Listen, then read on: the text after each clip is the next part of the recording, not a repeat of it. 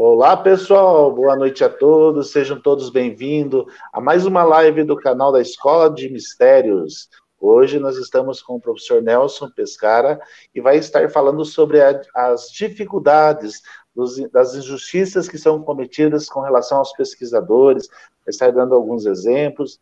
Nelson Pescara, ele é professor, estudioso da área de ufologia, da área de jornalismo, aí vai falar um pouquinho aí. Boa noite, professor, seja bem-vindo.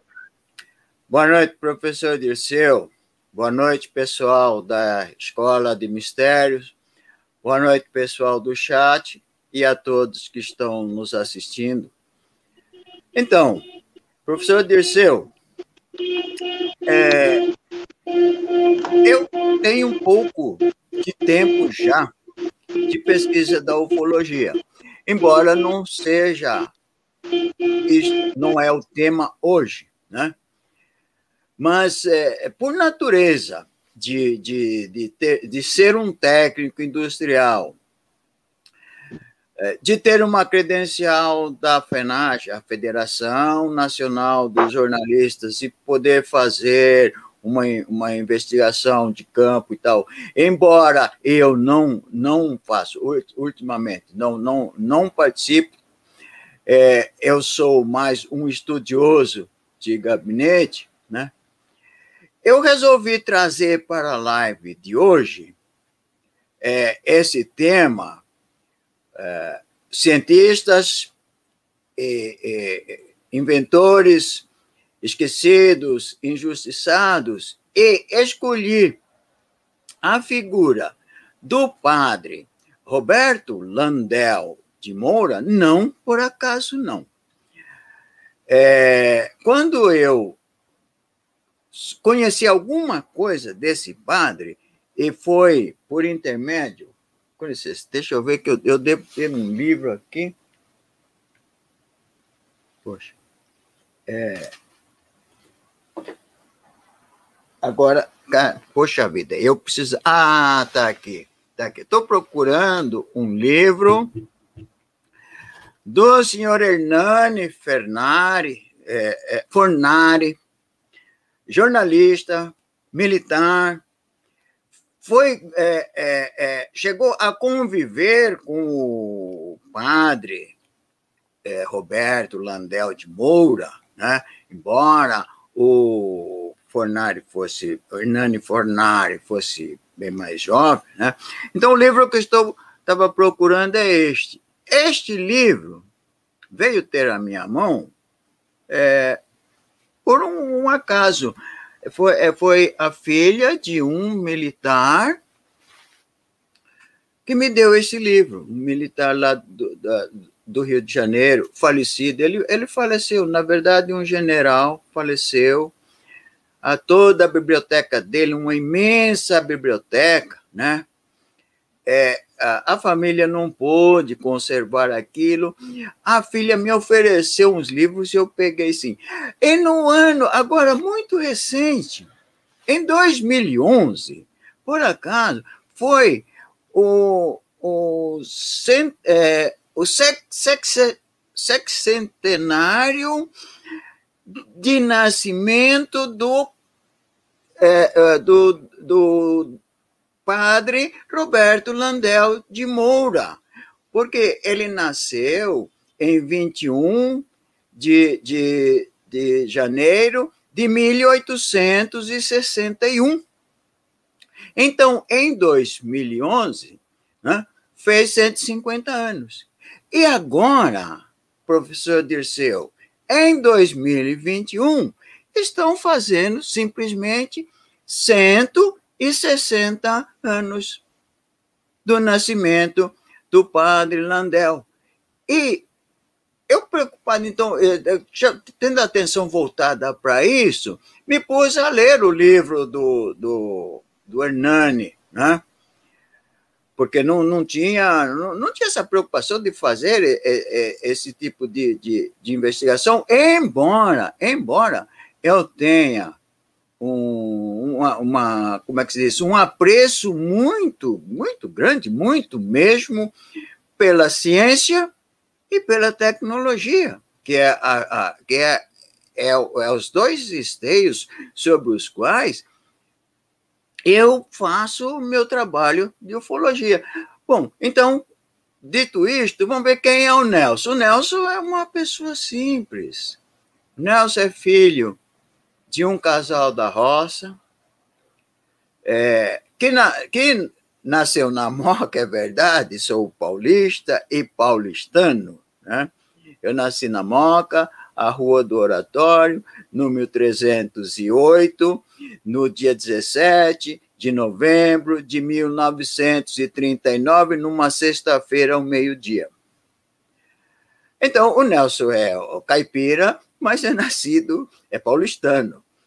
E, por enveredar, então, pelos cursos de tecnologia, eu fiz, em princípio, eu fiz eletricidade no Senai, depois fiz mecânica, depois fiz desenho, e posteriormente fiz eletrônica já, aí num curso regular, no Mackenzie, né? Aqui da Maria Antônia, aqui no alto da Consolação, aqui em São Paulo, mas curso regular. Eu faço questão de deixar bem claro que eu não sou acadêmico, eu sou um técnico formado, disto eu tenho, como é que se diz? Eu tenho orgulho, eu pratiquei com muita responsabilidade, ética e profissionalismo minha profissão por 42 anos, né? E sou jornalista, como o senhor conhece, sabe, né? Então, isto sou eu, uma pessoa simples, mas que procura fazer com muita responsabilidade o que faz. E, hoje, além do que o professor, o padre Roberto Landel de Moura, aí no Rio Grande do Sul, ele é muito bem visto.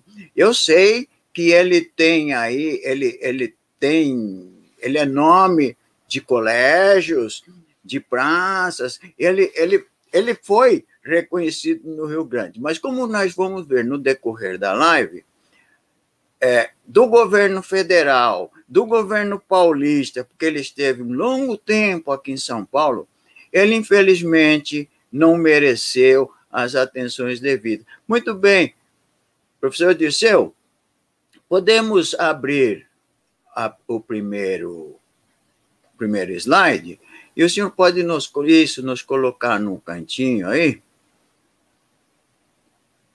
Então, gente,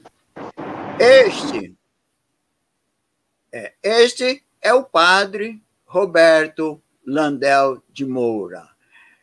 Este homem foi uma pessoa excepcional. E a gente não tem muito conhecimento dele.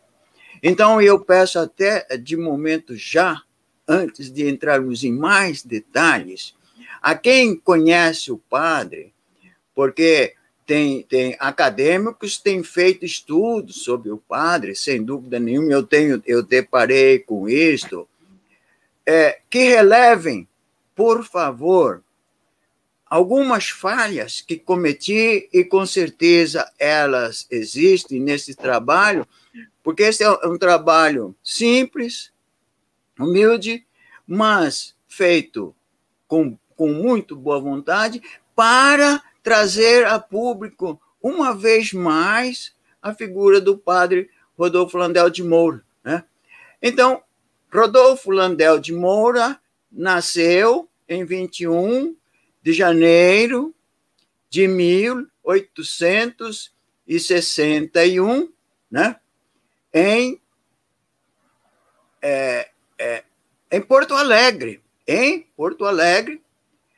onde foi batizado na igrejinha do Rosário, e olha vocês que coisa curiosa. E nesta mesma capelinha, muitos anos depois, este padre veio a ser pároco e ocupou ali, ali praticou o seu sacerdócio, né? Então, o padre era um de 12 irmãos, cujos pais eram de família classe razoável, faziam questões de que todos os filhos estudassem. Então, quando já rapaz, o padre Landel de Moura foi para o Rio de Janeiro, com o apoio do pai, que era, na época, a Rio de Janeiro era a capital do país, né? Ainda era, como é que se diz, império, né? Ainda tempo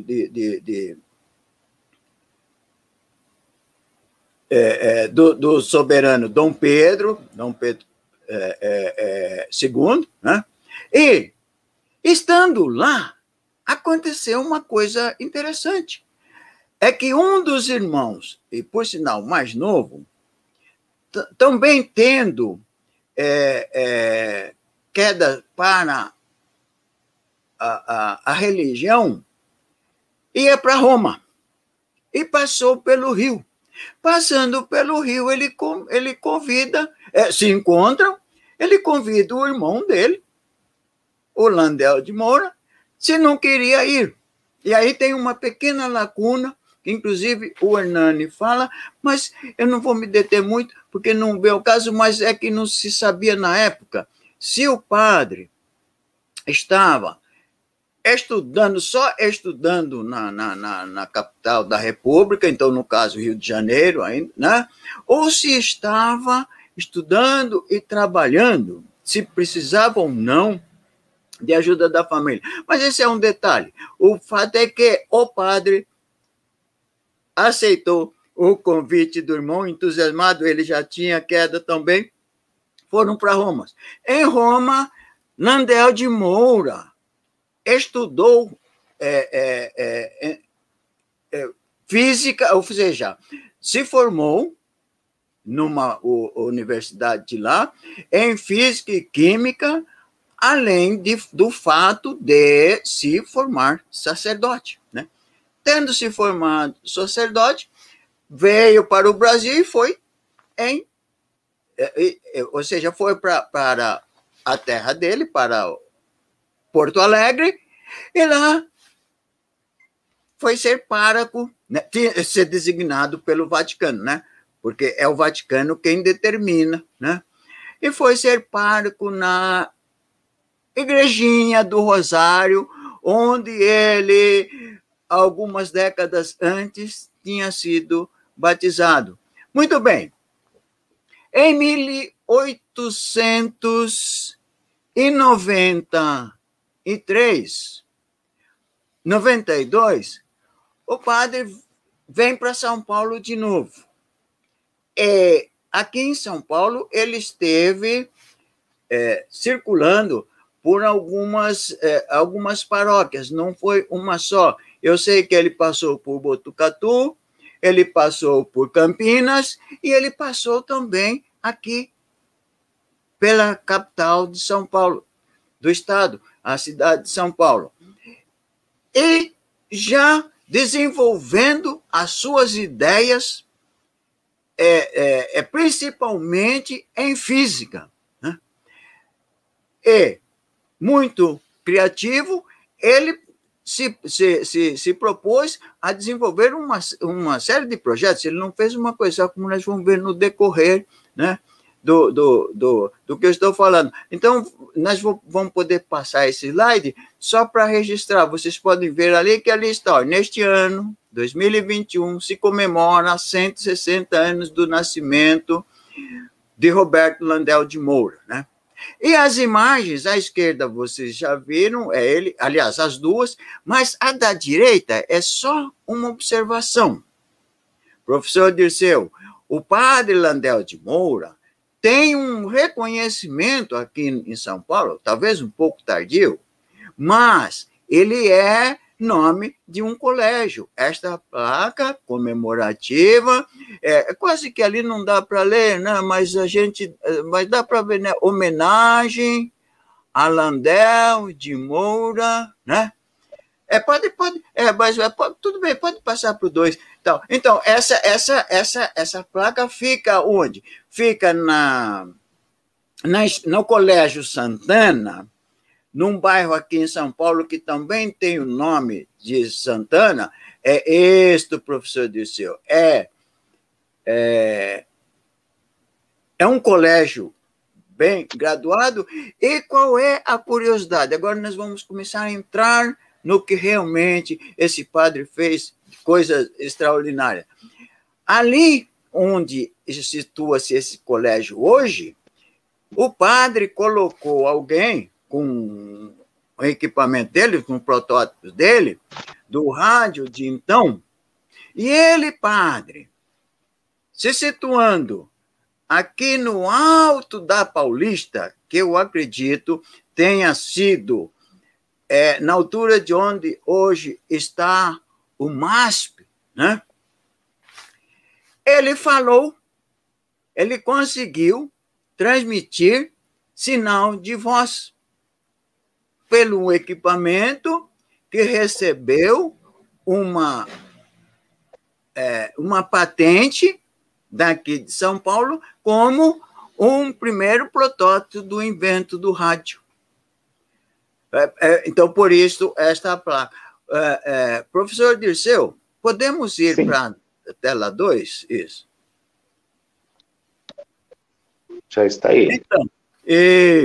Então, aqui eu vou lembrar aquilo que eu falei no começo, de que o pessoal que fez pesquisa sobre esse padre mais recentemente, principalmente em 1984, 2011, 1984, porque 1884, por quê? Porque 1884 fez um centenário das primeiras patentes do padre, que ele recebeu em 1904 nos Estados Unidos, né?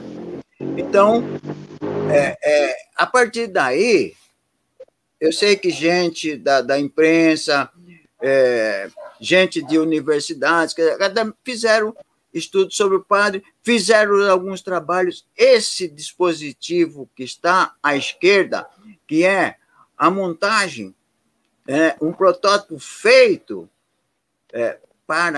justamente para imitar o que o padre fez como projeto dele. Eu invisto, professor Dirceu, eu não tenho, infelizmente, como acreditar. Então, eu peço ao autor que releve minha falha, porque é feita com boas intenções e com o intuito apenas de relembrar o nome de um sacerdote e que foi um extraordinário cientista. À direita, vocês têm uma coisa curiosa. Veja, esta página é um facsímile da primeira patente do padre, a patente do rádio, concedida aqui pelo Estado de São Paulo, né? E do lado esquerdo, professor, do lado esquerdo está o texto, no lado direito está o desenho, ou seja, o esquema eletromecânico, né? Eu chamo de eletromecânico por quê?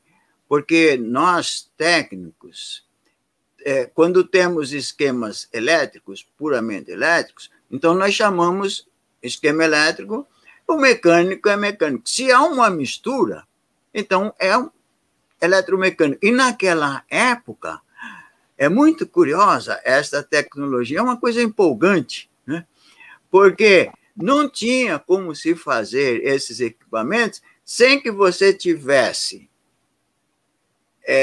coisas elétricas e coisas mecânicas, porque é tão diferente do que fazemos hoje. E eu que deixei a profissão não faz muito tempo, né? E tive a oportunidade de ver alguma coisa ainda dessa nova tecnologia hoje que espanta a gente, porque como vocês veem hoje a televisão, deixa eu procurar minha câmera, a televisão hoje tem uma telinha assim, ou seja, a espessura da tela já tem de um dedo, né? De um dedo, né, professor Dirceu? O professor Dirceu está indo, mas é fato. É fato. Mas é verdade. Eu conheci a televisão quando eu montei a primeira televisão para a família, né, lá nos anos 50, que era um tubo, e era uma coisa pesada que para carregar era complicado. Muito bem. Muito interessante, né, professor? Porque Sim. se a gente pegar hoje os próprios equipamentos que a gente tem à nossa disposição, vamos pegar o exemplo de um celular, né? Quando ele começou a aparecer, era um tijolão, né? Nosso primeiro celular, eu lembro que ele tinha, acho que tinha 10 por 8, né? Ele era quadradão assim, e a altura dele eu acho que era 20 centímetros de altura. Sim. Foi o primeiro aparelho, né? Pois é, o senhor não sabe por que eu estou rindo. A minha filha está ali. Minha filha ela está ali no chat. Ela sabe. Foi o primeiro celular que eu dei para a mãe dela. Não dava para carregar por aí, não. Pois é, e hoje você tem equipamentos extremamente pequenos, né? Pois é. E com uma tecnologia muito grande, né?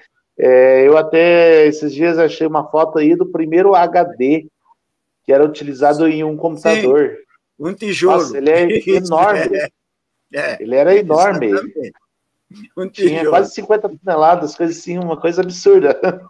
Isso, sem dúvida.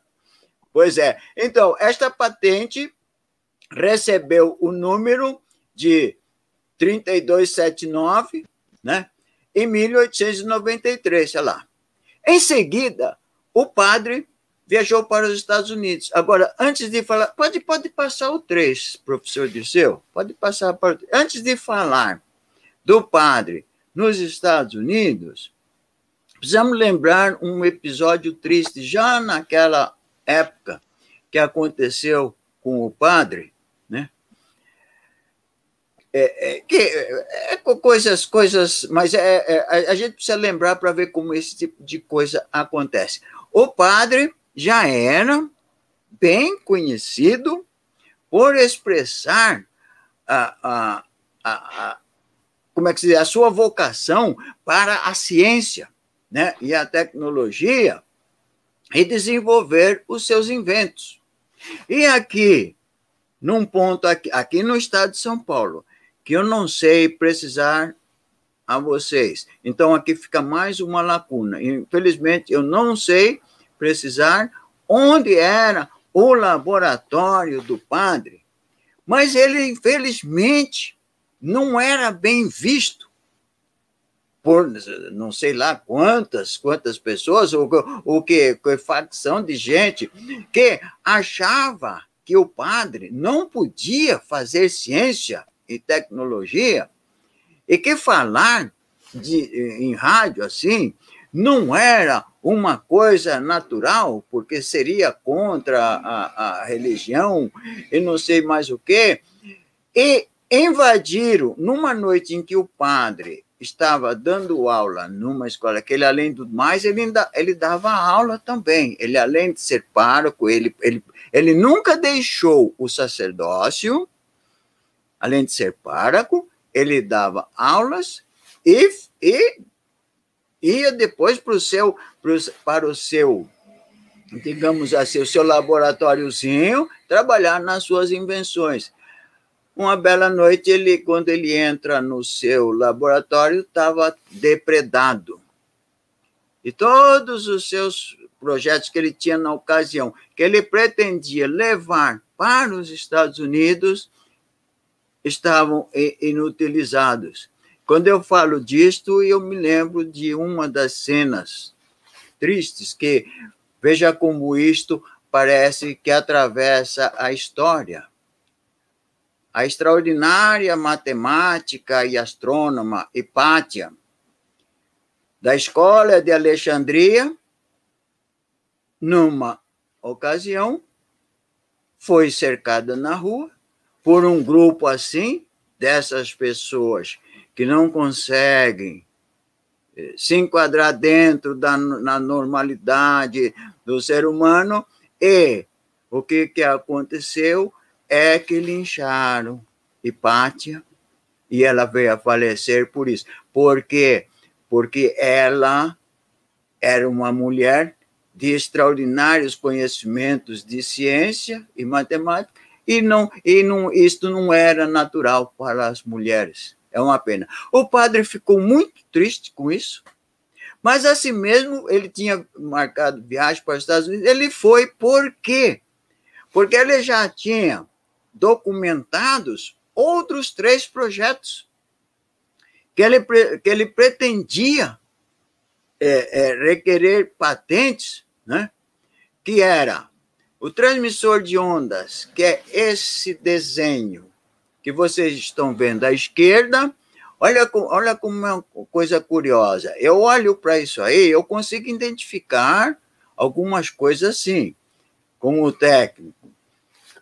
Mas é impressionante pensar que naquela época, esse padre sozinho, num país tropical, quase que isolado do mundo, porque, veja, as comunicações estavam começando naquela época, né? Tanto é que o padre, aquele ensaio que ele fez aqui em São Paulo, da Paulista ao Alto de Santana, que é medido em 8 quilômetros, se diz 8 quilômetros, eu não sei, nunca medi, mas, digamos assim, né? Era já uma coisa fantástica. E, no entanto, hoje, nós sabemos, nós vemos como é, a que ponto nós chegamos com as telecomunicações, né? A gente fala ao redor do mundo com celular, né? Cada um de nós, com o seu celular, fala-se com o mundo todo. Com licença.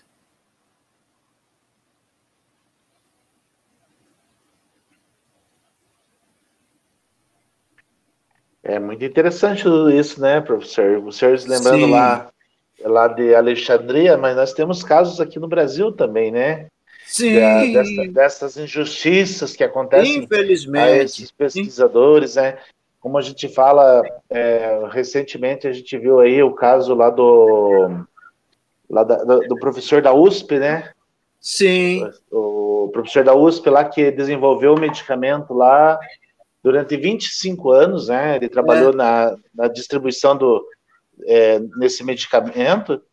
E o que a gente vê que no final ele acabou partindo dessa terra sem saber quais serão os destinos desta história sim, final. Né? O sim. pesquisador lá, que é o nome dele, professor Gilberto É, Orivaldo, é, professor Gilberto Orivaldo Cherich, né?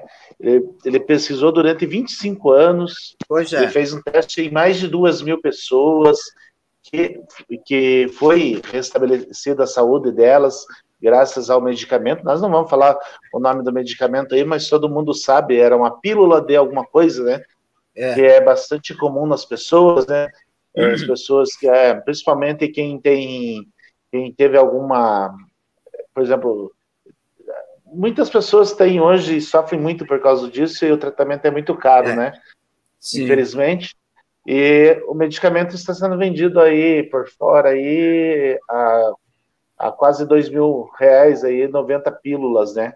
tá vendo? E, Pois é. e o medicamento aqui no Brasil, eu lembro muito bem desse caso porque eu tive a oportunidade de trabalhar com o cunhado dele na escola, né? E a gente Certo, estava quase trazendo essa fórmula aqui para a UEPG na época, sim. mas aí não deu tempo porque ele já tinha passado a patente para a USP, né? E daí deu É, toda aquela confusão lá de que eles não poderiam mais produzir e tudo mais. Então ele foi um caso também aí que foi injustiçado, 25 anos de Pois é. estudos, né? Foi deixado de lado, né? Mais um caso de brasileiros que desenvolveram tecnologias aí extremamente... Mas eu acho que ele vai ser reconhecido futuramente ainda. Pois é. Mas de fato, professor Dirceu, estranho que essas coisas acontecem e a gente vê que elas acontecem desde de tempos imemoriais e continuam acontecendo hoje. É uma pena. E tem coisas que a gente não pode nem falar na live, porque senão a live cai, né? Então, às vezes temos que só colocar por alto para... Né? Mas então, gente, foi o primeiro invento do padre, projeto dele, patenteado nos Estados Unidos. Na verdade, ele recebeu 3 patentes em sequência, mas esse foi o primeiro. Recebeu o número 771.917, né?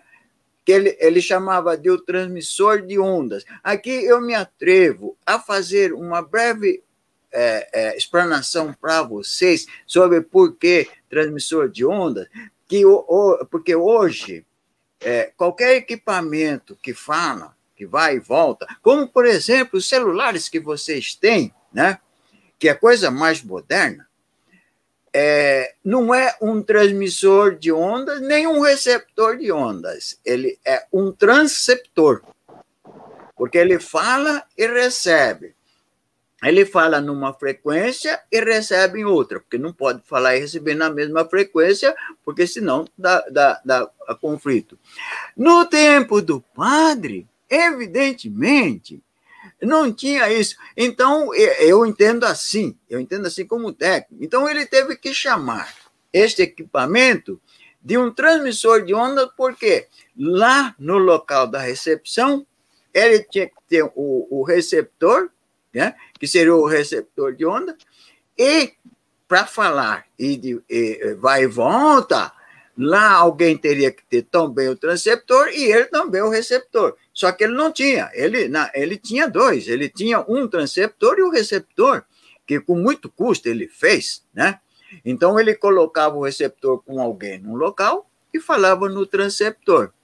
Então, nos Estados Unidos, em 11 de novembro de 1904, né, ele recebeu essa patente. E mais uma coisa curiosa, agora a gente pode ver, já naquela época, uma coisa simplesinha, mas que chama muita atenção.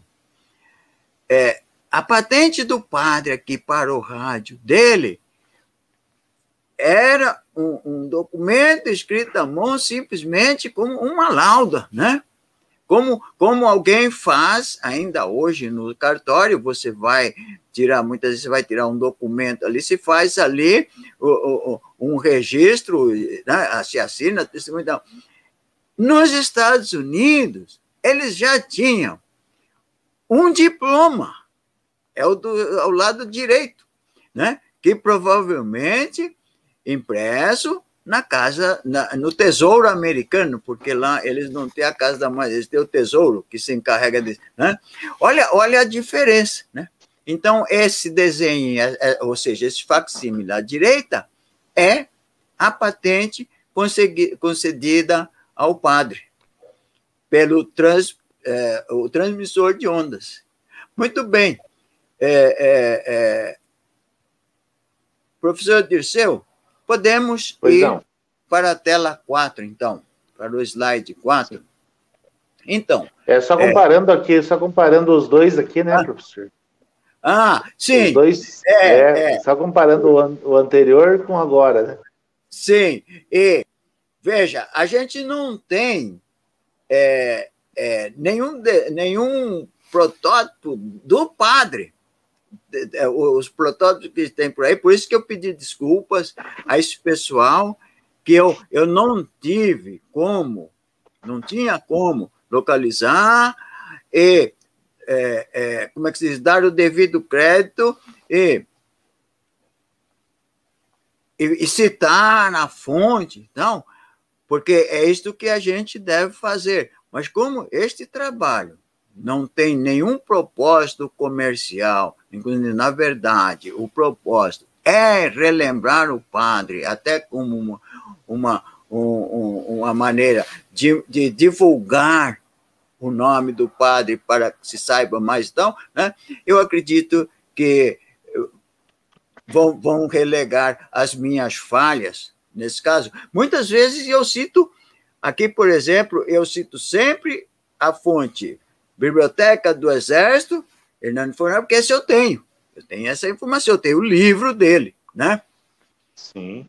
E às vezes da Wikipedia, quando eu tirei, por exemplo, pode ver que isso aí é uma Xerox, né? À direita. Então, aqui na tela 4, está lá, olha, abaixo, circuito complementar do transmissor de ondas, eu vou explicar isso aí depois. Ao lado, o esquema eletromecânico da TV que o padre Landel de Moura, com sua criatividade inventiva, já antecipava. Observação, uma ligeira explanação sobre o circuito complementar. Eu digo que esse circuito, que dá para ver, que ali do lado de baixo dele, aquele fio que se estende, seria para se colocar uma antena, nós técnicos, chamamos de circuito tanque, ou seja, é o circuito final do estágio de transmissão, onde você vai colocar uma antena. Então, aqui, esse professor? é um circuito. Nesse sim? local? Não, o da esquerda. Desse lado aqui. Esse isso, da aqui. esquerda. Mas é aqui? Isso. Esse que eu citei agora. Isso, então. Tá. Então, esse. E eu fico olhando assim e pensando que eu sei como é hoje os estágios de potência. Então, é uma coisa fabulosa o que esse padre fez no tempo dele, sozinho, aqui, como eu estava dizendo, sozinho, sem ter grandes informações do que vinha de fora, porque nós sabemos que naquele tempo toda a mensagem vinha por navios. Só a partir de 1931 nós tivemos a ligação telegráfica, né? Se eu não me engano, mas tudo bem. Não convém eu começar a citar os números, porque de repente posso cometer mais uma falha. Mas em torno de por esse tempo. Então, o padre, ele não sabia muito do que se fazia lá fora, embora muita gente lá fora já estivesse trabalhando nisso. Tanto é que Marconi levou a glória de ter inventado o rádio. Graham Bell levou a glória de ter inventado o telégrafo, e o telefone, e outros, né? E Tesla, e outros. Mas o fato de que Marconi deve ter, sem dúvida, tido seus enormes méritos, Graham Bell, né? Tesla, não se pode esquecer, não se pode menosprezar, não se pode ignorar a grandeza, a criatividade, a inventividade desse padre. E a direita é uma premonição. Esse padre tinha umas ideias. Veja, isto não passou pela cabeça dos outros.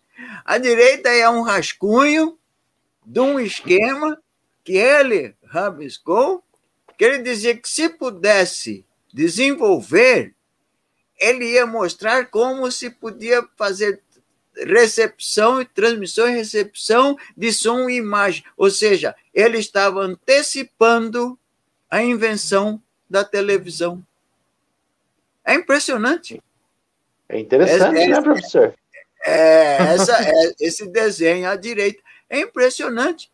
Ele deu até um nome, acho que talvez lá na frente a gente tenha. Teleforama, alguma coisa assim. Mas esse é um desenho, não tem patente, não tem nada, ele não conseguiu avançar nisso, né? Ele, infelizmente, ele sofria aquela doença da época, a tuberculose, né? e ele morreu aos 67 anos, né, em 30 de junho de 1927, em Porto Alegre. Então, ele poderia ter vivido um pouco mais, mas paciência, tudo bem. Então, professor Disseu, pode ir para os 5.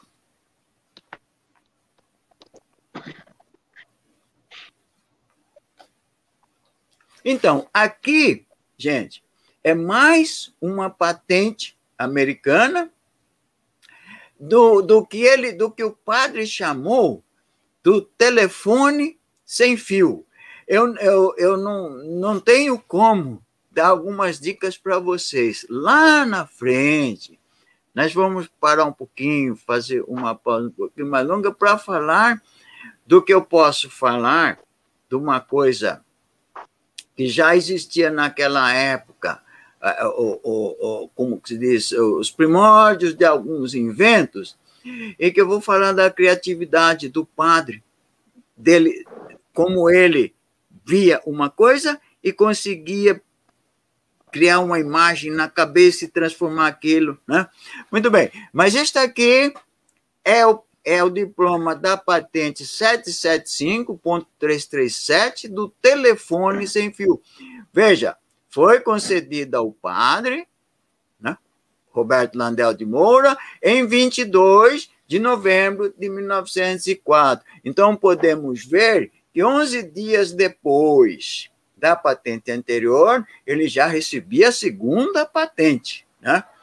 Então, é de se reconhecer que o padre foi lá para os Estados Unidos bem documentado. O que depois nós vamos ver que o que é lamentável é que ele não ter podido levar consigo os seus protótipos. E nós vamos ver por quê e os prejuízos, né, que ele teve com isto. À esquerda, vocês estão vendo a patente. Veja que é da mesma natureza da anterior, né? O impresso é um documento já standard, né? Por isso eu digo, provavelmente, impresso pelo Tesouro dos Estados Unidos. E, a caneta, vocês podem ver que vem escrito, então, como se diz, a mão, né? A caligrafia, o nome do padre, o nome do projeto, então tem que ter o nome do projeto, consta ali, e ali vai constar aquele número da patente que o padre... Então, essa é a segunda, né, patente que o padre conseguiu nos Estados Unidos.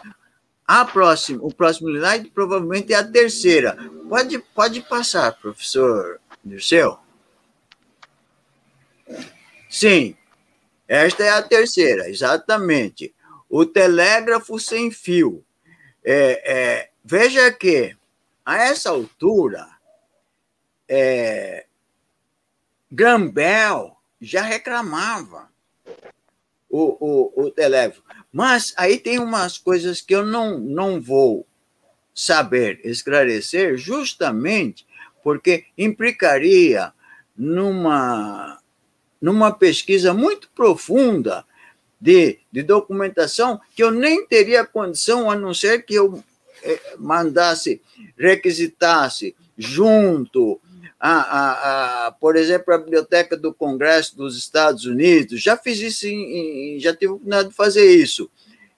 Não é difícil você ser atendido, mas depende do quê? Se eu mando uma requisição para lá para receber um esquema, tal, uma fotocópia de um esquema e tal, com dados e tudo mais, eu preciso redigir uma justificativa do como, porquê e tal, e demanda tempo. Além do que, não viria o caso, porque o meu propósito não é questionar o Graham Bell, Marconi e outros, né, em relação ao padre, porque hoje tudo isso já é passado. O padre não recebeu nenhum encômio pelo que fez, muito pelo contrário, ele só teve prejuízo, porque ele tirou tudo do bolso, né? Ele tem as patentes, mas as patentes só servem para honrar o nome dele, de uma pessoa extraordinária, né? Da nossa sociedade, do Brasil,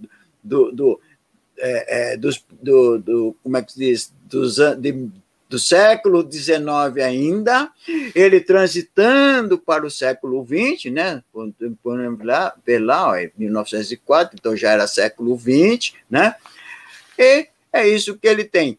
E com respeito ao facsímile da patente, nem isto eu consegui ter uma cópia que o pessoal tinha original dos Estados Unidos. Está vendo? Eu apelei para tirar uma xerox, né, de uma cópia que eu tinha aqui comum, mas não importa, é a patente do telégrafo sem fio, de número 775846, concedida ao padre em 1904 nos Estados Unidos. Ali eu cometi mais uma falha, eu não pus a data de mês, né?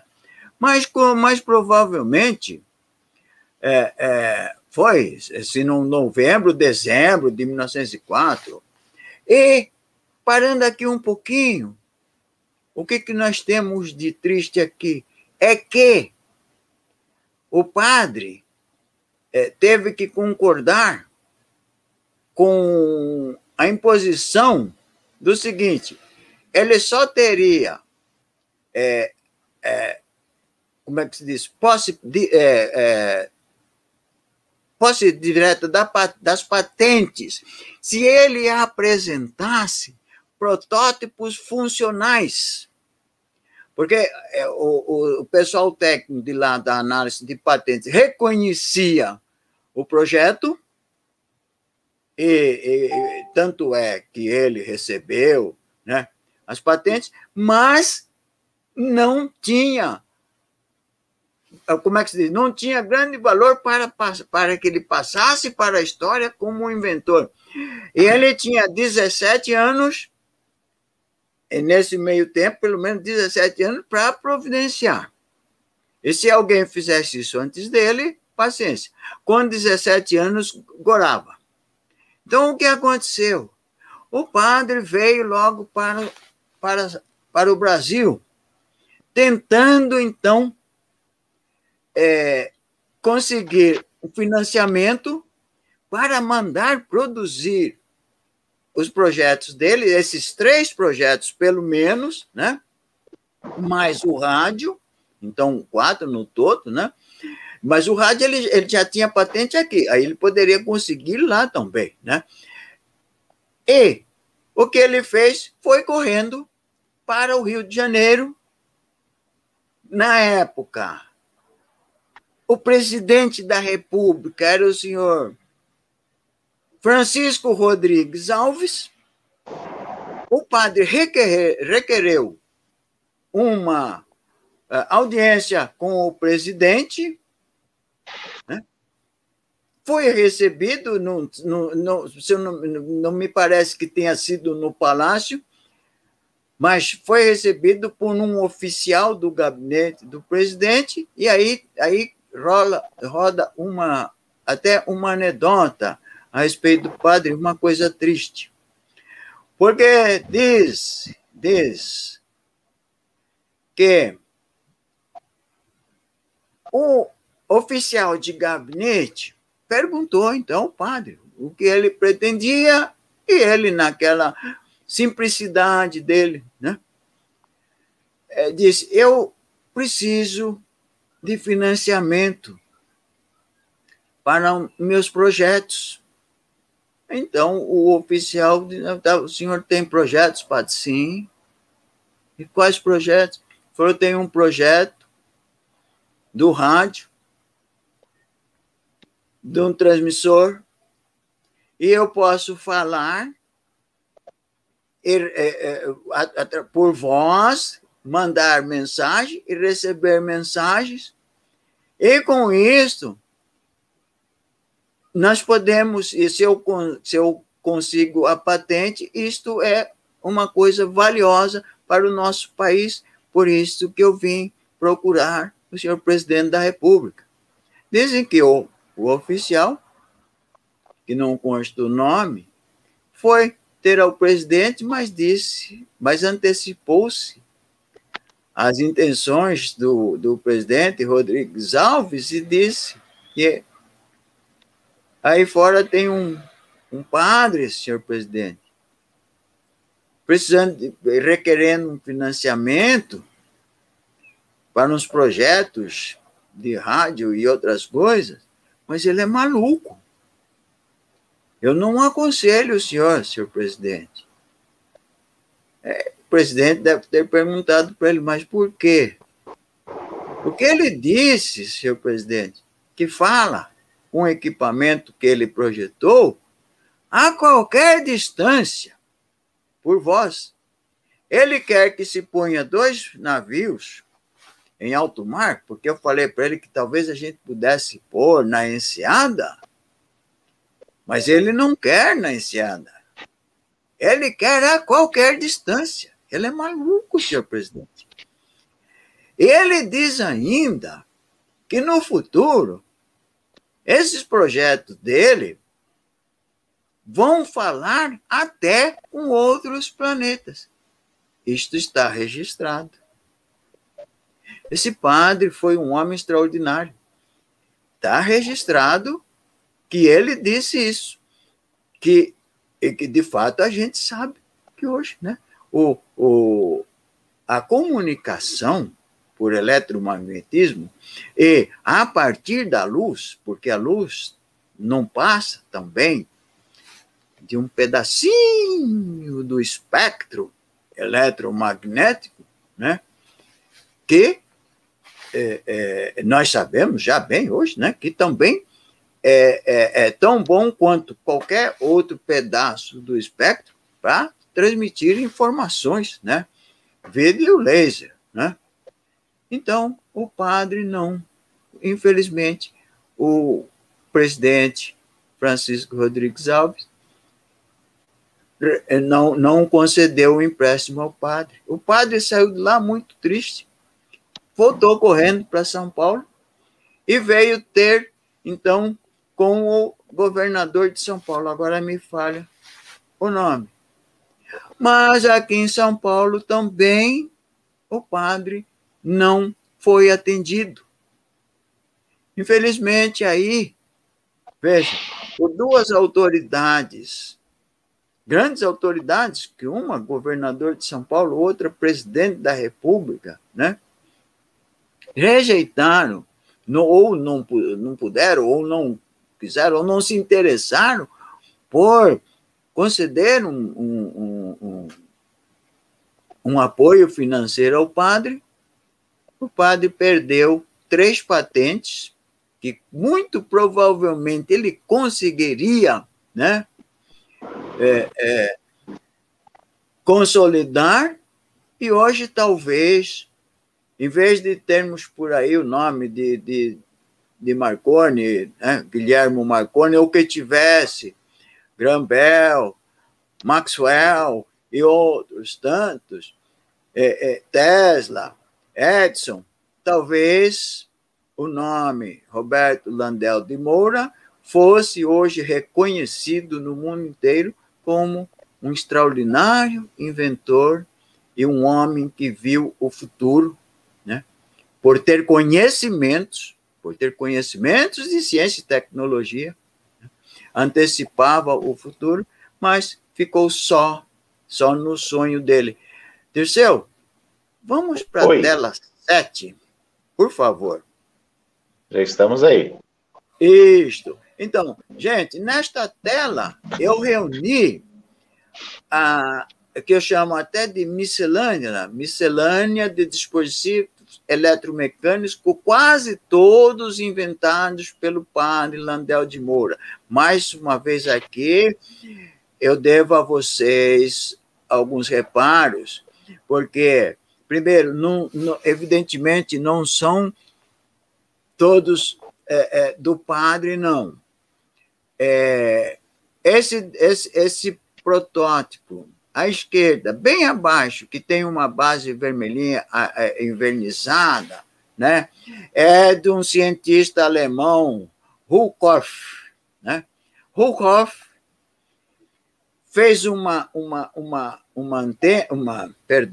bobina, isso mesmo, professor Dirceu, obrigado, que eu penso, eu não conheço ela bem, eletricamente, fisicamente, deve ser essa coisa branca que aparece aí, mas que eu penso, pelo que diz que ela funciona, que isso aí é um centelhador, ela é da natureza da bobina de Tesla. E para que vocês tenham uma ideia, para quem não sabe, não tem obrigação de ter esses conhecimentos técnicos, o que é uma bobina de Tesla nada mais é do que a bobina que nós temos nos carros, né? Principalmente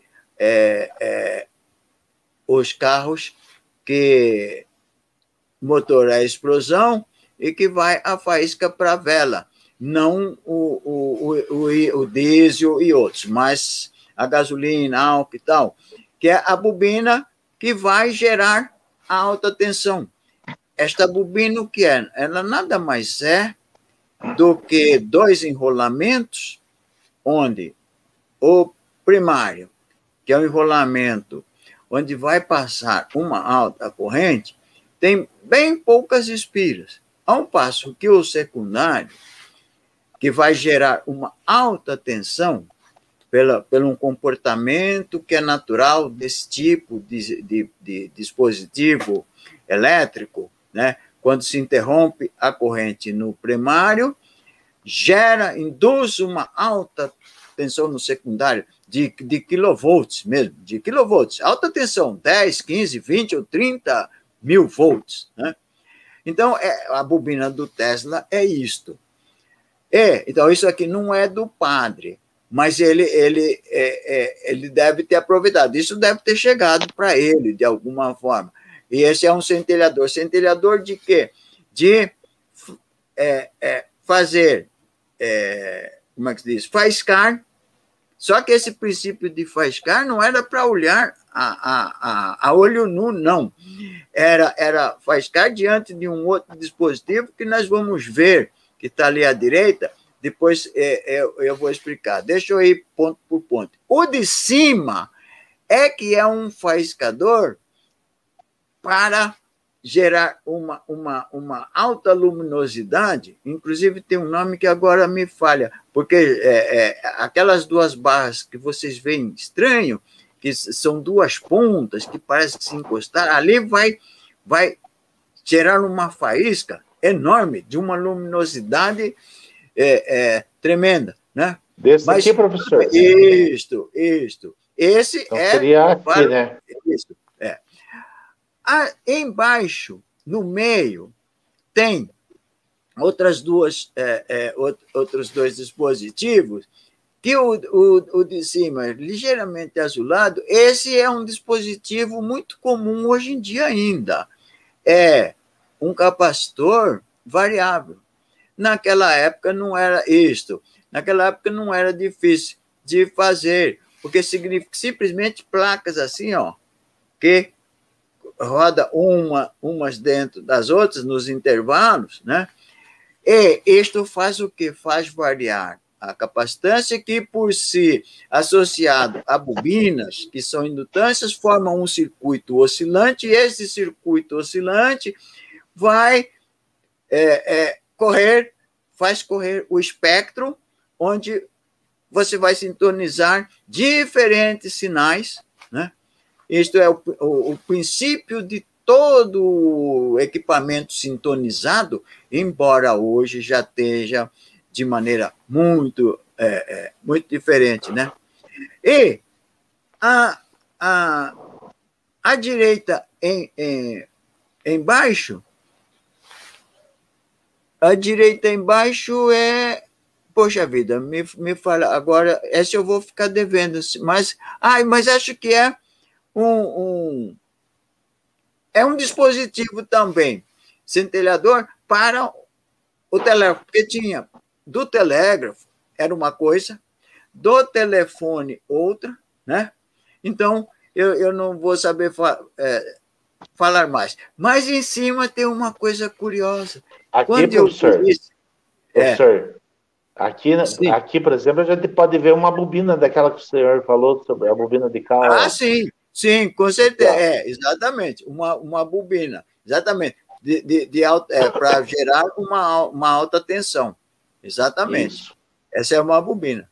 Em cima, tem uma coisa muito... Quando eu vi aquilo lá, eu entendi toda a criatividade desse padre, e é comovente a gente ver aquela figurinha ovoide, amarela, nesse desenho de cima, é simplesmente o que a gente chama de célula fotoelétrica. Naquele tempo ela já existia, porque vocês lembram que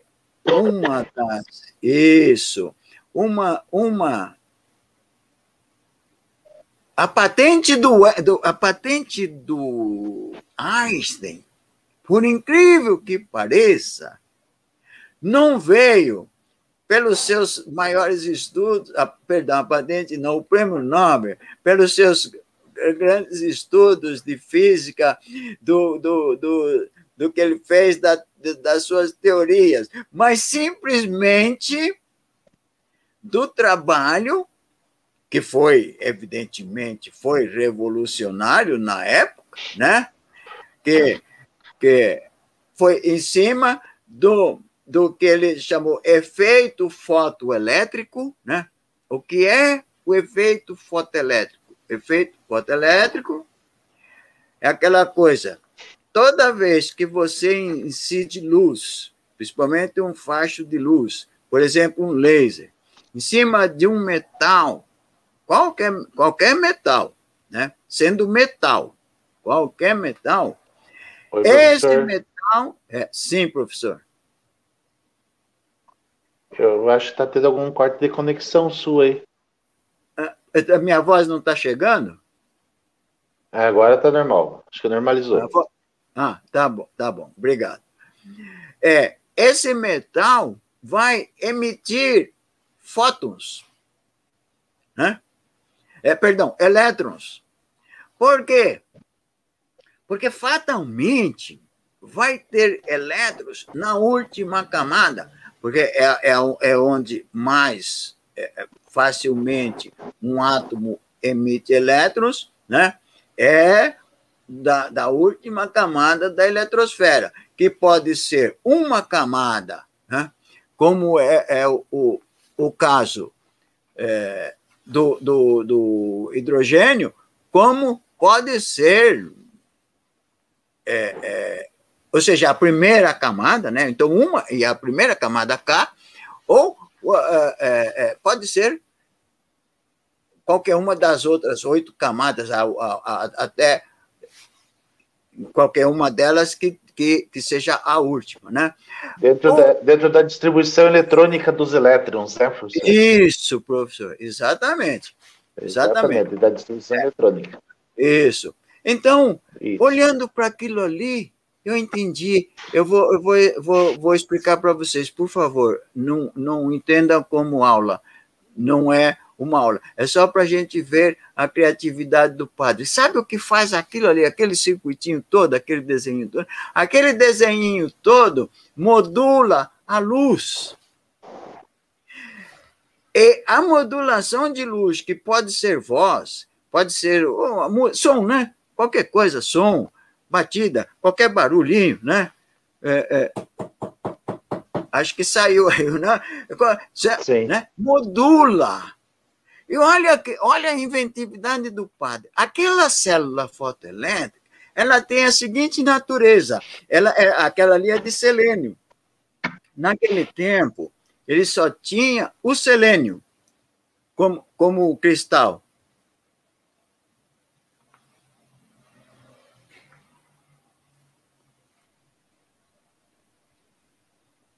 Não se tinha ainda outros, ou seja, não se tinha estudos ainda, ou não se tinha a prática ainda de outros cristais. Hoje existem muitos, né?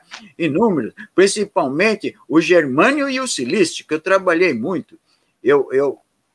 Aliás, o curso de física do semicondutor, física dos cristais, que eu fiz na Siemens, foi já com esses materiais modernos, né? Aquilo ali é dos anos 900, sei lá, do século XIX, século XX, né? Mas olha o que o padre pensou. Quando incide luz naquela célula, ela varia a sua resistência. Quando circula uma corrente pela célula, ela varia a sua resistência. E o que o padre pensou? Ele tendo aquela célula ligada, ela tem duas perninhas, como está mostrando ali, né? 2 pontos de ligação, né? Ele tendo uma bateria ligada ali, que passa por uma chave pelo outro polo da célula, né? Por uma chavinha, e vai a um transdutor, e esse transdutor, ele tanto pode, isso, a chavinha aí, o transdutor, esse canudo aí, né? Isto. Então, esse transdutor, ele nada mais é do que uma bobina com um diafragma, que é o princípio de todos os microfones e alto-falantes. Fones, microfones e alto-falantes. O princípio é esse. Alguma coisa que vibra. Quando você fala e faz variar uma tensão numa bobina, porque lá dentro tem um imãzinho, aqui dentro tem um imãzinho, tem uma bobinazinha, vai variar. Ou quando recebe um sinal, que é o seu alto-falante, o seu fone de ouvido, vai variar a membrana e vai gerar o som que você ouve, voz e qualquer coisa. Quando você fala, ou quando você, como eu estou falando aqui diante do meu microfone, né? Ou qualquer barulho que eu gerar aqui, vai aparecer aí. Então, olha só como funciona. Quando o padre quer transmitir, quando ele fala aqui, está tudo ligado aqui, a voz dele varia aqui uma tensão, essa tensão faz variar fatalmente em cima da célula fotoelétrica, porque ela tem uma tensão como é que se diz? Um pedestal, a gente chama de pedestal de tensão em cima dela. Então, o que variar em cima vai fazer variar a resistência da célula. E fazendo variar, vai variar alguma coisa que você aplica à célula. Eu, quando vi isto, olha, sinceramente, a gente tem que reconhecer aí a criatividade, porque ele inventou uma coisa a partir de associar ideias de como funciona, o que faz e o que eu posso fazer, né? Então, isto nos mostra realmente uma parte do que deve ter sido o que é a cabeça desse padre, o que ele fez. E aí eu fico pensando numa coisa que eu não posso falar muito, porque a gente precisa ter cuidado com a live, mas é uma pena que a gente aqui no Brasil, a gente endeusa os Teslas, os Edison, os Marconis, os Wrights, e a gente se esquece o Santos Dumont, o padre Landel, esse professor inventor que o professor Disseu rememorou da USP, Gilberto, então, e tantos outros, como um outro padre, esse capixaba, né, lá de cima, que inventou a máquina de escrever a partir de um teclado de 24 teclas. Esse padre teve a ideia de, puxa vida, eu fico tocando as teclas e posso ir construindo palavras, né? Olha só, e esse padre confiou num picareta, né? Um trambiqueiro, porque esse trambiqueiro que se fez amigo desse padre lá de cima, da Paraíba, né? Diz que levava para os Estados Unidos, ia conseguir financiamento, produzir e tal e coisa, e o padre nunca mais viu o invento dele, nunca mais viu o retorno desse, e quando ele soube, estava sendo patenteado nos Estados Unidos, né? A Hamilton, naquela época, já começou ali, e hoje hoje as máquinas de escrever já nem são tão, já não sei, não tem obsoletas, né? Mas é isso aí. E eu lembro que uma coisa que nós temos ainda hoje, uma gratificação, é que o invento de Santos Dumont está aí. Aliás, é o que mais roda pelo mundo afora, os aviões, né? E a nossa Embraer é uma empresa vencedora, né? Mas tantas outras coisas nós poderíamos ter, né? Que seriam, evidentemente, pode ser motivo para outras lives. Professor Dirceu, nós estamos chegando na hora de encerrar, né? Pode continuar, professor, estamos à sua disposição. Tudo bem. Então, deixa eu ver, o que estamos na 7? Bom, aqui daqui só tem a última tela. Então, vamos trocar algumas ideias, vamos ver se tem algumas perguntas do chat de alguém, alguma dúvida que a gente pode tirar, depois a gente faz outros comentários. Pelo que eu estou acompanhando aqui, não tem perguntas ainda, professor. Tudo bem. Então, gente, era isto que eu queria mostrar, resgatar um pouco. Pode ir para 8. Pode ir para 8. Resgatar um pouco, né?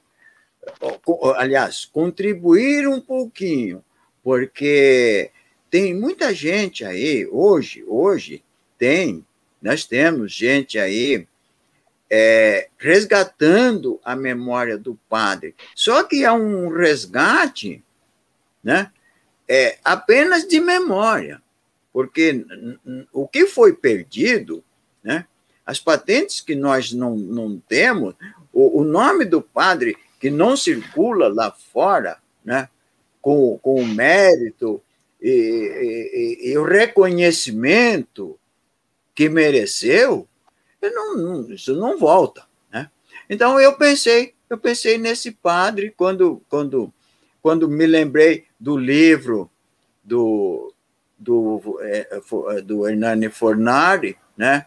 E de que em 2011 tinha feito 150 anos do padre. Eu pensei, poxa, 2021, então está fazendo 160. É uma boa ocasião para falar do padre, né? Há algum tempo, então, eu vinha pensando nisso, né?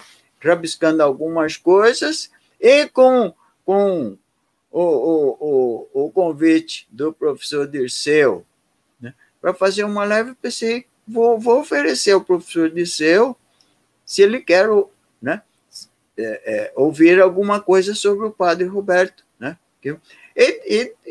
Então, é isso aí. Vamos assim, aqui Agora eu vou vender meu peixe, professor Dirceu. Fique à vontade. Este desenho à direita, esse facsímile, é da primeira página de um artigo de 14 páginas que está nessa revista, a Alfa Ufologia. Ela é digital, ela não é impressa, ela é só online, né?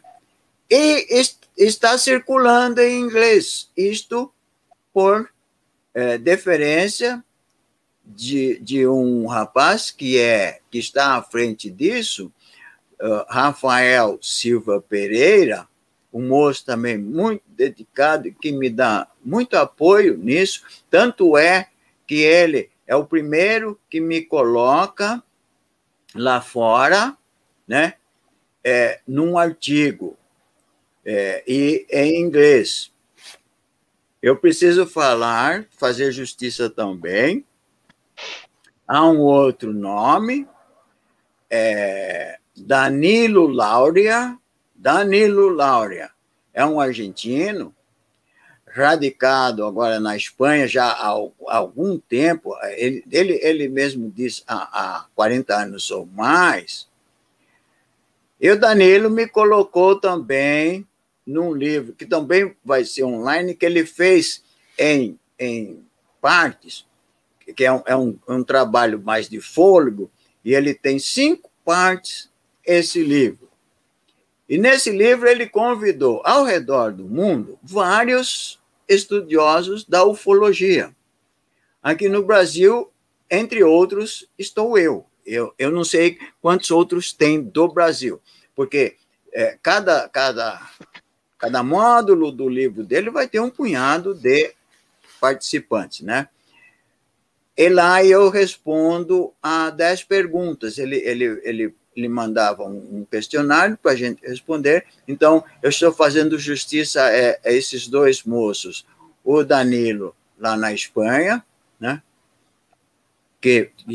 Porque meu nome vai estar lá um pouco. Eu sou uma pessoa muito simples, eu não tenho visibilidade, eu não busco isso, eu busco fazer um trabalho na ufologia, é um trabalho de vocação, é um trabalho de monge. Aqui onde vocês estão vendo, aquilo que vocês estão vendo lá no fundo, a minha biblioteca, isto aqui é a minha biblioteca, é meu gabinete de estudos e é o meu monastério.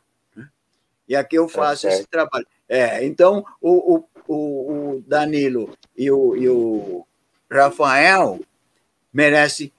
Eu tenho a eles o meu profundo agradecimento pelo que fazem. Eu não teria como fazer, porque eu não tenho como buscar, não sei como fazer isso. Muito bem. E nossos agradecimentos a todos, principalmente ao professor Dirceu Klem, CEO do canal, ao pessoal do chat, cujo apoio nos incentiva a continuar, e a todos que nos assistem, né?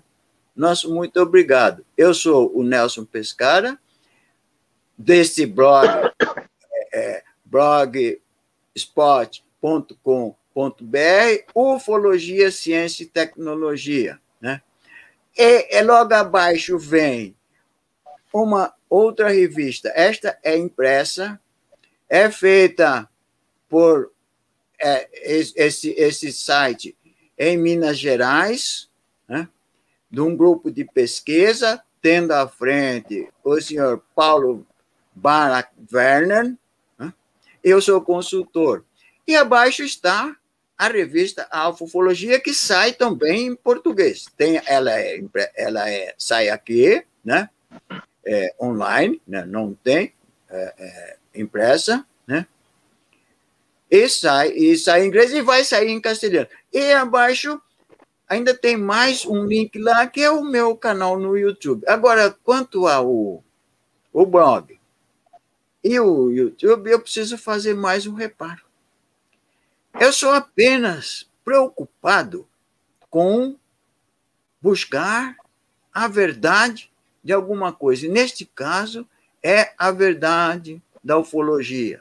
Tentar entender o que está aí fora, que eu já venho reconhecendo, já faz algum tempo, porque eu estou nisso há muitos anos, desde os anos 60, então é muito tempo para estar em cima de alguma coisa.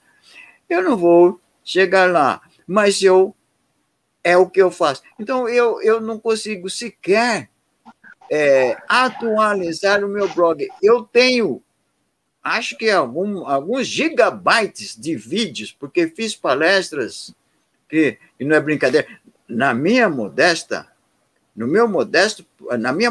participação, que eu faço porque sou convidado, né?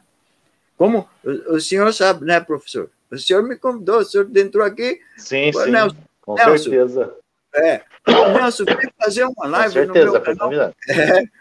Falei, professor, vou sim. Mesmo porque eu dependo disso, para mostrar um pouco do que eu faço, né? E o meu canal no YouTube, eu tenho vídeos que não é brincadeira, mas eu preciso de tempo para passar para lá, porque é demorado, né? Você tem que fazer o upload, e no upload eles têm eles retrabalham seu vídeo, depois de coisa, mas eu preciso pensar um pouquinho mais, que isto mostra um pouco mais o meu trabalho, e fazer isto. Eu preciso botar todos os meus vídeos lá. Eu tenho dezenas de vídeos de palestras e lives. Então, o pessoal vai me conhecer. Mas, quem quiser, faça um print desta página e vai ver. Lá está o endereço do blog do Nelson, o endereço do YouTube, da revista Alfa e da revista OVNI Pesquisa. Professor, passo para o senhor. Professor Pescara, essas informações eu vou colocar na descrição do vídeo. As pessoas poderão acessar na descrição do vídeo, tá bom? Eu já, assim que encerrar o vídeo aqui, aí eu já coloco essas informações lá, tá bom? Beleza, obrigado. Podemos tirar a página aqui, professor? Pode tirar tudo e bota a gente na tela ampla, isso. Pode tirar, sim. Mostramos o que tinha que mostrar. Isso.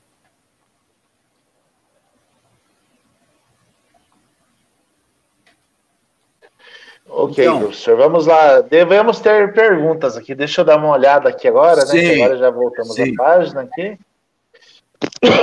Bastante participação aí no chat. Quero agradecer as pessoas que estão conversando aqui. Eu não vou dizer os nomes de todo mundo, porque posso acabar falando com alguém. Mas, então, eu quero agradecer a todos aí que estão conversando ali, que estão trocando ideias ali e tudo mais. Então, deixa eu ver lá.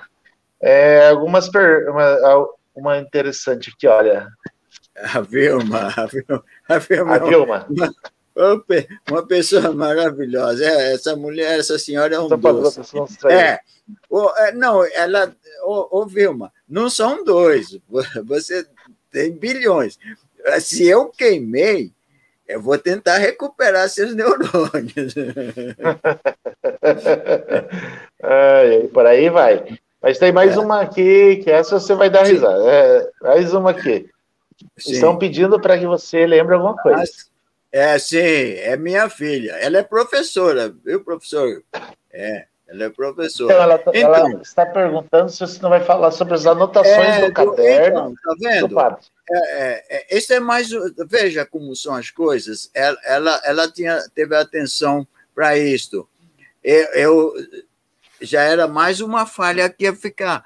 Embora eu tenha anotado tudo. O padre Landel de Moura foi, sem dúvida nenhuma, uma figura ímpar. Ele antecipou este efeito que se chama fenômeno Killian, o efeito Killian, porque veio do russo, 30 anos depois do padre.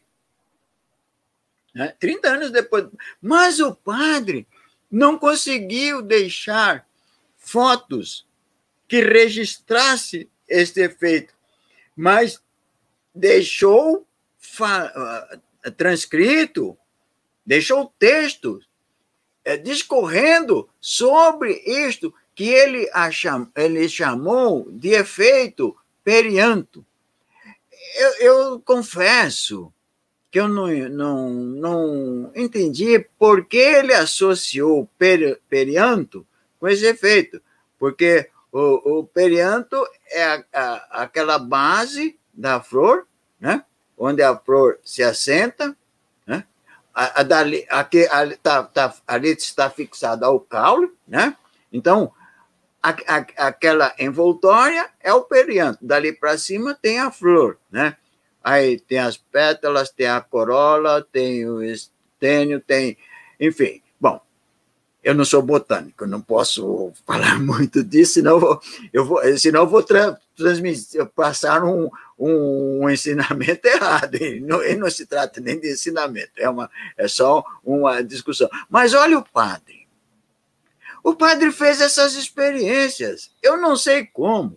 E uma pena é que ele não pôde documentar, ou seja, aí se pediria, evidentemente, uma documentação, no mínimo fotográfica, né? Alguma coisa. E ele não teve, ele não nos legou isso. Mas ele desenvolveu uma longa tese sobre o efeito. E o efeito Killian, que eu, sinceramente, também não sei exatamente como, tecnicamente, eu não posso me propor a explicar. O que eu sei é que, sem dúvida nenhuma, é uma forma de energia que emana, e não é o infravermelho, que é por calor. Porque o infravermelho, hoje já é muito comum instrumentos de visão, por exemplo, instrumento de visão noturna, que vem pelo infravermelho, que é só pelo infravermelho, porque o calor emanado pelo corpo, né? E todo corpo animal emana calor, né? Evidentemente, além de outras formas de matérias que emanam calor, mas todo o corpo animal emana calor. Então, o infravermelho, que inclusive é muito usado pelos militares, são os mais interessados, porque à noite, no escuridão total, eles têm aqueles instrumentos, né? Aqueles binóculos que vê a visão noturna e tal. E o Killian, ao que parece, ou seja, não tem dúvida que não é o infravermelho, porque o Killian forma uma auréola, né, em torno do corpo, né, do corpo animal, e só enquanto vivo. É muito interessante, porque é realmente uma energia, né, que emana ali. Mas, infelizmente, eu não sei. E também não sei se tem gente avançando nessas pesquisas, indo além, porque, embora seja realmente uma coisa interessante, eu não me dedico muito a isso. Eu tenho sim muita coisa da parapsicologia, de efeitos, dos efeitos paranormais, do poltergeist e coisas, inclusive dos russos, né? Li muito do Joseph Heine, o americano, que lá nos anos 30 fez um longo e parcimonioso estudo e pesquisa da paranormalidade, né? Mas eu não sou autoridade para falar. Então, o Killian ficou, o padre passou, legou-nos isso, mas não temos como avançar. A não ser que quem se dedica a isso e tenha como sabe onde pegar, onde o padre parou, ou outros que tenham, né, deixado já, ou tenham avançado mais, a gente poderia saber, mas eu não sei. Fica respondida a pergunta da Cecília, ainda bem que ela não me derrubou. A Cecília é professora e o filho é músico e professor também, porque dá aula de música, é escritor, porque escreve muito, e jornalista também, por esta razão. O filho mora no Rio. Então, isso aí, Dirceu. Tem mais uma pergunta aqui. A Adri Castro está falando, mas qual seria o objetivo dele com as fotos do perianto? Mas ele não fez fotos, Adriana. Não. Ele observou... Onde ele pretendia chegar? Ele observou na prática. E também não sei como ele fez isso, se era ele que fazia ou se ele ia em algum laboratório, em algum ponto de pesquisa de algum biólogo, alguma coisa que fazer, porque ele constatou isso na prática. Mas é o que eu digo, não tem um documento fotográfico. E nessas coisas, a imagem é muito importante, porque não basta você, né, discorrer e dar todas as... sei lá, dizer, você faz isso, assim, assim, você vê isso, mas se você não tem alguma coisa para mostrar que é mais consistente, então ficou... Só que o que importa muito aí é isto, a visão deste padre. Lá, olha, há mais de 100 anos, né? Porque ele já via essas coisas, né? Quer dizer, é muito, esse padre é muito cativante, muito mesmo.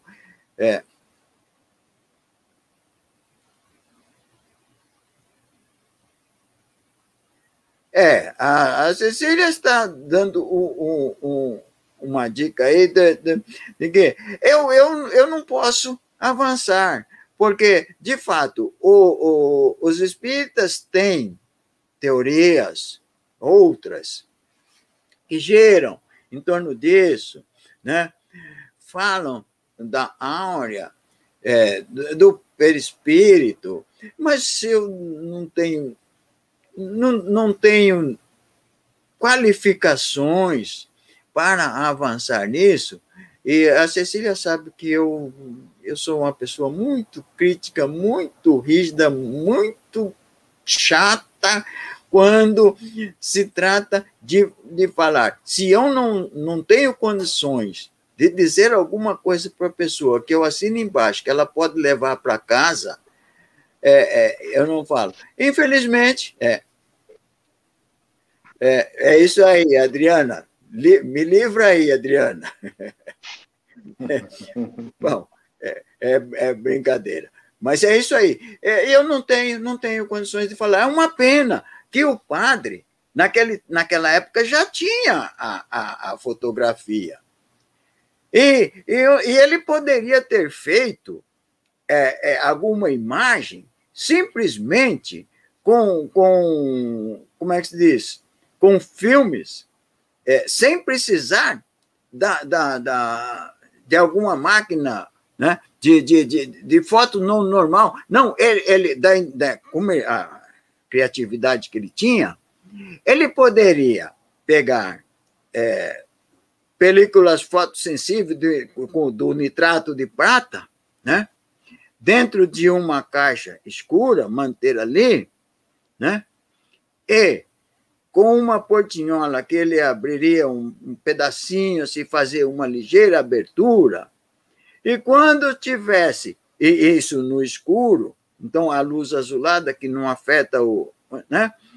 No escuro, se ele tivesse esse efeito quilha, fatalmente iria impregnar o nitrato de prata.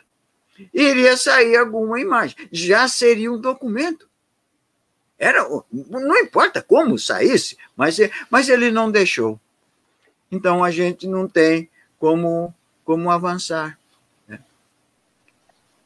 Infelizmente, né, professor, muitos cientistas estão aí ainda, nos dias de hoje, se a gente pegar aí as nossas universidades, né, eu pego, por exemplo, aí a Universidade Estadual de Ponta Grossa, que eu trabalho nela, né, Sim. E eu vejo, assim, a quantidade de pessoas que pesquisam, que fazem pesquisas, que muitas vezes até tira do próprio bolso, porque hoje não está fácil pesquisar, né? Não é fácil, né? E aí as pessoas fazem as suas pesquisas, chegam no final, aí elas descobrem que elas não são donas das patentes, elas não podem patentear a ideia, porque é uma ideia que foi desenvolvida dentro de uma instituição pública, e o governo, que não fez absolutamente nada, toma poder disso e transforma em algo seu. Por exemplo, eu vejo aí vários projetos que a gente fez hoje, no curso que eu trabalho, né? E que muitas vezes estão no nome do próprio governo, que nem aparece quem desenvolveu, né? Então, isso são as injustiças, né, professor? Que a nossa sociedade, de modo geral, está fazendo contra os nossos pesquisadores. Infelizmente, hoje a gente vê assim, que tem muita gente saindo, deixando de lado a pesquisa, deixando de lado a própria carreira de professor, né? A gente vê quanta gente desistindo aí da questão de ser professor, né? Pela falta de incentivo, pela falta de compromisso, né? Da própria sociedade, muitas vezes, com esses profissionais, né? Que, por mais graduado que alguém seja, ele dependeu de um professor para ensinar ele a começar a escrever, né? Sem dúvida. Então pode ser seja lá quem for, o mais graduado, o mais inteligente, ele dependeu em algum momento de um professor.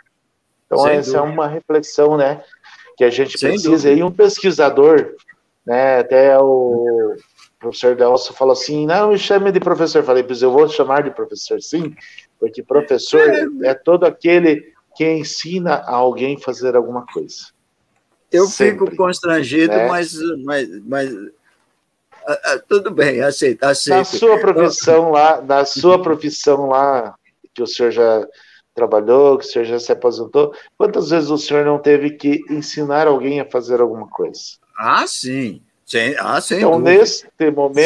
nesse momento, o senhor foi um professor para essa pessoa. Sem dúvida. Né? Sem dúvida. Isso é muito interessante. Muitas vezes. E a gente sempre, eu acho que a Cecília vai concordar com isso, né? Professor, nós aprende mais com os alunos do que ensina. Essa é a grande verdade. É verdade. É verdade. A gente aprende mais do que ensina. Essa é a grande realidade, né? Então, é verdade.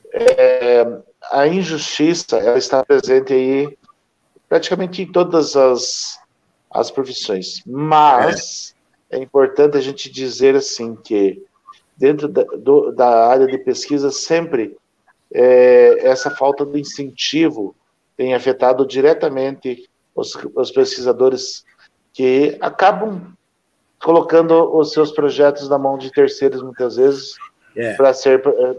para ganhar o mundo, e muitas vezes não são nem reconhecidos. A gente percebe que isso também não acontece somente na área de pesquisa. A gente tem livros aí que foram colocados na mão de outras pessoas aí e que sumiram, né? Por exemplo, a gente tem o caso do nosso colega, o Jefferson Borba de Souza, né? É um conhecido muito da gente, vai estar na segunda-feira numa live aqui no canal. Então, você que está participando aí, já se inscreve no canal, ativa o sininho para receber todas as informações. Já temos ali algumas palestras do professor Jefferson. A última palestra que nós fizemos lá, a gente contou a biografia do professor Jefferson. Se você não assistiu ainda, vai lá e assiste lá. você vai ver a emocionante história do professor Jefferson Borba de Souza. Para quem não conhece ele tem muito conhecimento, né? Hoje eu passei o dia todo aí respondendo mensagens das pessoas que estão ali assistindo a live, né? Estão sendo assim, tendo uma lição de vida pelo que ele passou, pelo que ele está passando ali naquela live ali. Uma das coisas até que a gente gostaria de já aproveitar aqui a oportunidade, anunciar nosso trabalho aí, né? Na próxima segunda-feira nós temos essa live. Esta live nós vamos pedir uma doação para as pessoas que puderem contribuir via Pix para ele, para que ele possa estar sobrevivendo. Ele não tem fonte de renda e ele só está sobrevivendo com donativos das pessoas, né? Então ele está com problema de saúde. Inclusive a gente vai fazer 2 eventos. Vamos fazer um ciclo de palestras. A gente está definindo os temas. Então essas palestras serão em 5 segunda-feiras, provavelmente no mês de outubro. Vai ter um valor de R$50 o pacote das 5 palestras. Vamos abordar aí Antártida com os projetos ocultos de lá. Enfim, a gente vai trazer informações bombásticas dessas 5 palestras. Sim. Informações que com certeza você não vai ver em nenhuma revista, você não vai ver nenhum ufólogo falando, você não vai ver nenhum livro falando, nenhum jornal falando, porque essas informações são ultra secretas. Mas ele tem essas informações e ele vai estar contando essas informações nessas lives que nós vamos fazer em especial, né, que vai ser esse ciclo de palestras. Outra questão que nós estamos fazendo aqui, estamos programando também, vai ser uma conferência. E nesta conferência as pessoas também vão se inscrever. Para ambos vai ter uma ficha de inscrição, vai estar disponível nas lives aí, aí vou passar nos grupos, no Facebook, né, também, vai ter lá a ficha de inscrição para que as pessoas possam se inscrever, tanto para a conferência, tanto para o ciclo de palestra. Essa conferência também vai ser R$50, vai ser aproximadamente 4 horas de conferência, e quem estiver nela vai poder fazer a pergunta que quiser e ele vai responder. Aquela pergunta que você acha que jamais vão te responder a respeito de ufologia, a respeito de vidas extraterrestres, de projetos secretos, neste dia vai ser respondido. Certo? Muito bom. O próprio Jefferson falou assim, eu posso falar só até uns 20% do que eu sei. Mas nesse dia eu vou responder tudo. Então, Então já fica aí a nossa divulgação do nosso evento. E na próxima terça-feira nós estaremos aí com a professora Thelma. Ela vai falar exclusivamente, ela vai falar sobre abdução. Ela vai falar sobre abduzidos, sobre abdução, sobre paranormalidade. Participe. Você que acha que já foi abduzido? Muito interessante. Tem muita gente que foi abduzido e que não sabe ainda. Então venha participar com a gente, tá bom, pessoal? Pois é. Muito Professor, interessante. as considerações finais. Tudo bem, tá bom. Então, como nós estamos falando de ciência e tecnologia, eu também tenho uma prática comigo mesmo, muito pessoal. Eu gosto de fazer frases. O tempo todo eu fico construindo, além de outras coisas. Eu escrevo contos, tenho alguns poemas. Aliás, na verdade, eu posto tudo. Muito do que eu faço. Nem tudo. Mas a minha frase sobre ciência é muito interessante. A ciência é como a chama de uma vela no fundo de uma gruta escura. Pode ser pouco para desbaratar a escuridão, mas com certeza é o suficiente para nos apontar o caminho. Nelson Pescara. Parabéns. Obrigado. Parabéns. Pessoal, quero agradecer a presença de todos vocês que compartilharam aí da discussão no chat. O pessoal ficou conversando ali, eu gostei muito das conversas, né? Dos apoios aí que a gente teve, né? Então, muito obrigado, né? É um prazer estar aqui falando com o Pescara, né? Eu conheci o Pescara numa live, né? O Pescara não me conhecia, mas já tinha ouvido falar, daí a gente acabou entrando numa live meio que sem querer, né? Com o nosso amigo Sabino, né? E aí a gente se conheceu e estamos aqui. Foi eu, você, o Rodrigo, né? Teve mais gente lá junto, né? E aí a gente acabou se conhecendo e deu tudo certo. Então, eu quero, falando no Sabino, na próxima sexta-feira o Sabino nos convidou para fazer uma live lá no canal, né? No canal lá do... Aí, como é que é o nome do canal dele? Esqueci o nome do canal. Sabino, tá aí? Se tiver aí no chat, por favor, aí, já diz aí. Esqueci o nome, não está aparecendo. Olha lá, já apareceu ali, ó. Mistérios e Ufologia. Mistério, Ufologia e OVNIs. Deu branco, que é tanto canal, né? Mistérios e Ufologia, OVNIs, né? E nós estaremos ali falando ali sobre o caso ali de Maringá, né? O caso especial ali que aconteceu em Maringá ali do Jocelino de Matos, né? Jocelino de Matos, que tem uma história muito interessante. Nós vamos estar contando a história do livro, né? Sim. Dia 3/9, ali o Sabino está colocando ali, dia 3/9, que horário vai ser? 21 horas, só confirma o horário aí pra gente, Wellington, no chat. E nós estaremos falando lá sobre o livro que o Jocelino escreveu antes de sua partida. Quem não sabe, o Jocelino já partiu no último dia 13. Consequentemente, ele também foi abduzido num dia 13, numa sexta-feira também, né? Sexta-feira da Paixão, lá em 76. E ele conseguiu colocar a história dele num livro que vai estar... já está à venda, a gente vai poder... quem quiser comprar esse livro, é muito interessante. Vale lembrar que esse livro tem hoje à venda, é um livro milionário, que vende fora do Brasil e não no Brasil, porque ele nem sequer sabia a existência desse livro, né? E ele descobriu ano passado, ou retrasado, coisa assim, sobre a existência desse livro. Mas nesse livro que foi escrito agora, conta a história verdadeira, sem corte, com todos os detalhes. Isso é muito mais interessante, né? Então tá bom. Agradecendo a todos aí, ó, aproveitando aí no chat, o Wellington está passando aqui, quinta-feira vai ter uma live sobre os casos lá do Acre, com Rony Vernetti às 21 horas, tá bom? Beleza, pessoal? Então, gratidão a todos, muito obrigado, professor, por ter participado aqui da nossa live. Pessoal, muito obrigado.